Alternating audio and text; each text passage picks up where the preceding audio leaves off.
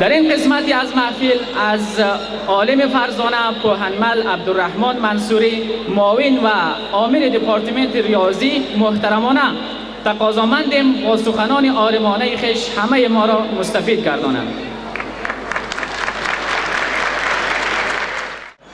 اعوذ بالله من الشیطان الرجیم. بسم الله الرحمن الرحیم. قل رب زدنی علما. صدق الله العلی العظیم. استادان محترم،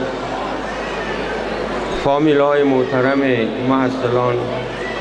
محصلان عزیز، میمانان گرامی، السلام علیکم و رحمت الله و برکاته. حاضرین محترم، قبل از همه میلاد با سعادت حضرت محمد مصطفی صلی الله علیه وسلم را برای شما و از طریق شما به تمام مردم مسلمان افغانستان تبریک و تهنیت میگویم و هم جشن فراغت محصلان عزیز را در این محفل اولا به خود محصلان و بعدا برای اولیایشان و برای استادان محترم اصالتا از طرف خود و وکالتا از طرف همه استادان پاهنزه ساینس تبریک و تهنیت میگویم.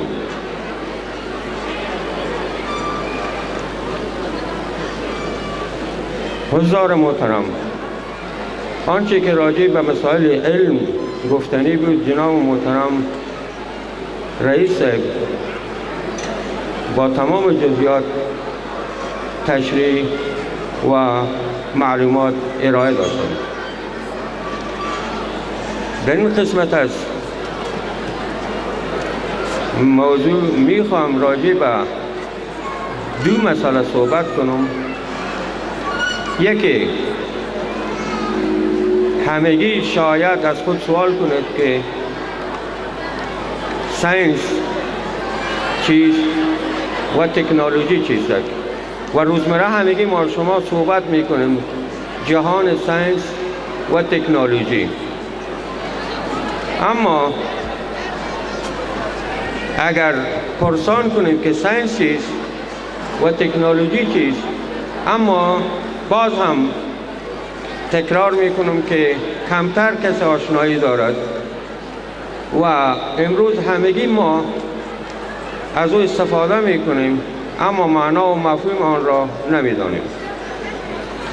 علت در کجاست؟ در اینجا ما شما میبینیم که ساینس در اصل معنا چی معنا دارد؟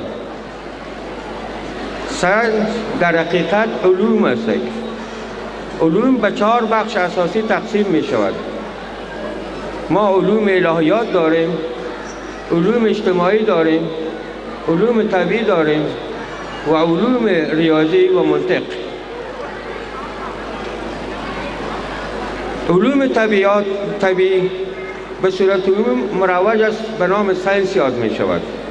یعنی ما موضوعی که بحث ما قرار می گیرد یعنی ساینس یعنی علوم طبیعی.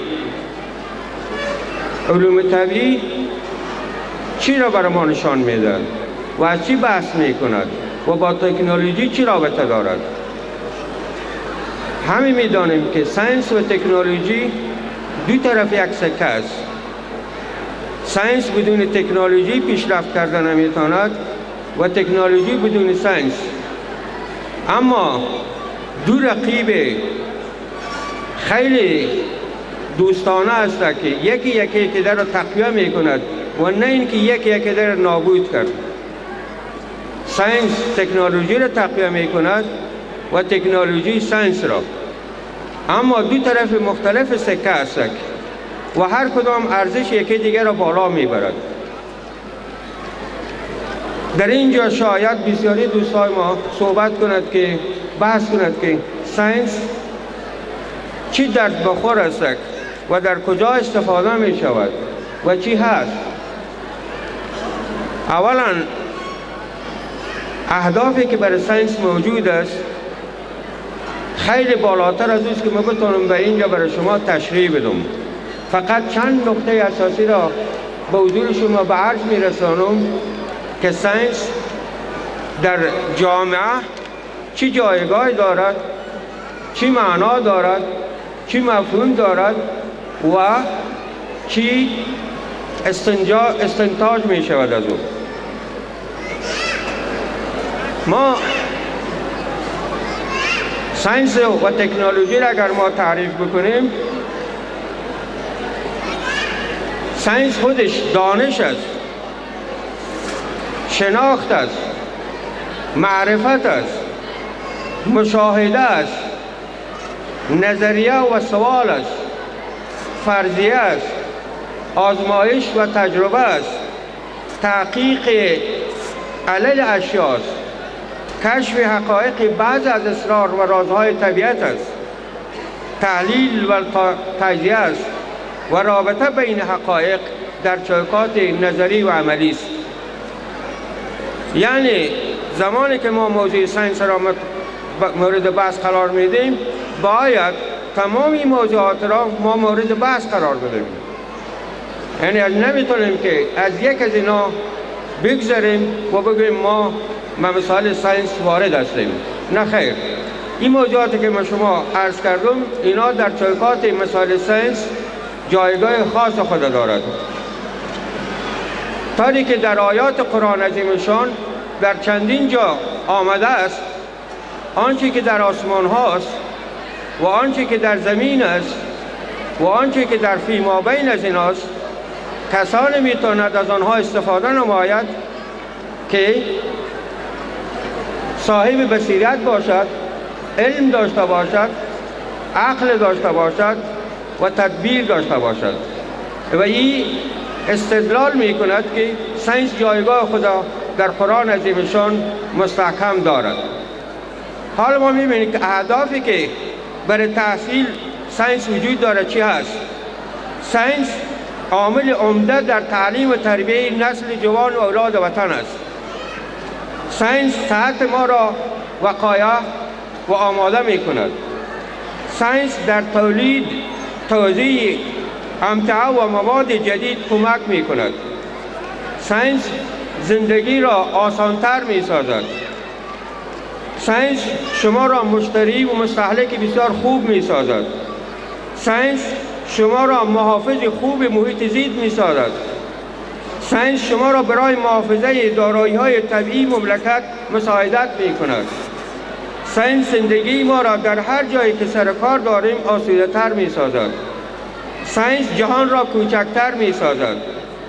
ساینس طرز بینش و تفکر شما را تغییر می دهد.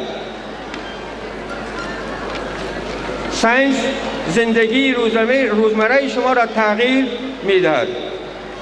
ساینس شما را با واقعیت‌های طبیعت آگاه می سازد. ساینس شما را به خودشناسی متوجه می سازد. ساینس شما را به خودشناسی جهت می دهد. ساینس زمینه را برای تکنولوژی های جدید مساعد می سازد. و در صورتی که انسان با عقیده کامل الهی متوسل باشد، انسان را به کمال می رساند.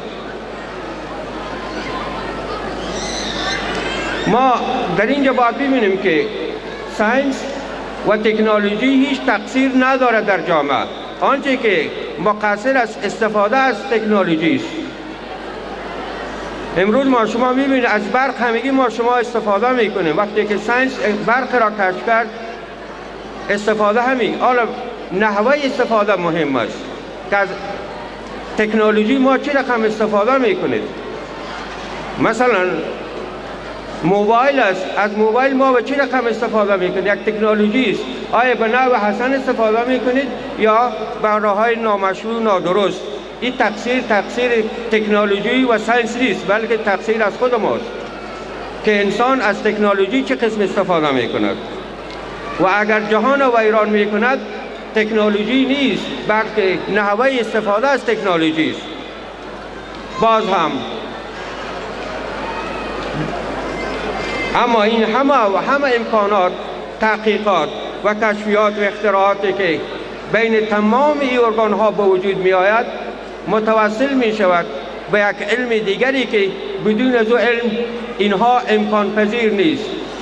یعنی کلید این علوم به دست یک علم دیگر است که رو به نام ریاضیات یاد می کند که بدون ریاضیات ما نمیتونید که این امکانات و این پیشرفت ها را به دست بیاریم. بنابراین تاریک انیشتین در سر دروازه کار خود نوشته کرده بود شخصی که ریاضی را نمیداند داخل اتاق من شده نمیتواند. در اخیر جشن فراغت را بر همه محصلان و فامیل های محترم و تمام اساتید محترم و دوستدارانشان تبریک میگم و امید است آنچه که آموخته است با تعهد، با تخصص، با دلسوزی و با احساس وطندوستی مصدر خدمت به وطن و جامعه و فامیل خود شود. و السلام.